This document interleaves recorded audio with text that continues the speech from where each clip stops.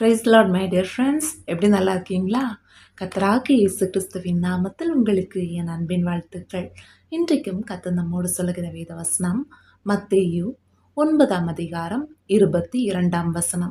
இயேசு திரும்பி அவளை பார்த்து, மகளே திடன்கொள், உன் விசுவாசம் உன்னை ரட்சித்தது என்றார்.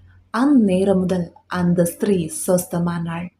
அருமையான தேவனுடைய பிள்ளைகளே, இங்கு 12 வருடமாய் பெரும்பாடுள்ள ஸ்திரீ ஏசப்பாவுடைய வஸ்திரத்தையாகிலும் தொடுவேன் என்று எண்ணிக்கொண்டு அந்த கூட்டத்திலும் நெரிசலிலும் ஏசப்பாவுடைய வஸ்திரத்தினோரத்தை தொட்டாள்.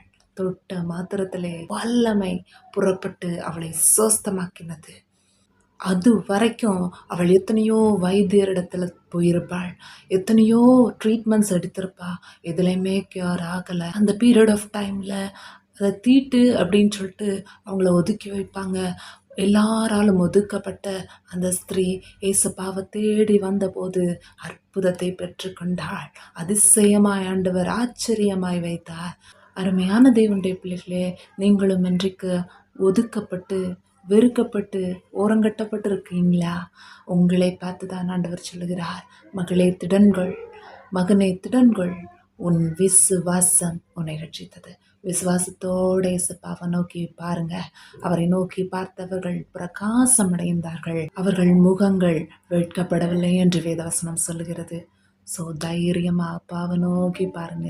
அப்பாவை நோக்கி பார்த்தவர்கள் ஒருபோதும் வெட்கப்பட இயேசப்பா விட மாட்டார்.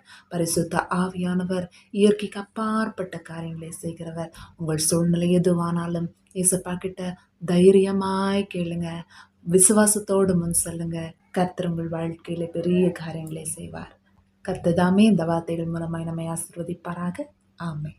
God bless you all. Bye bye.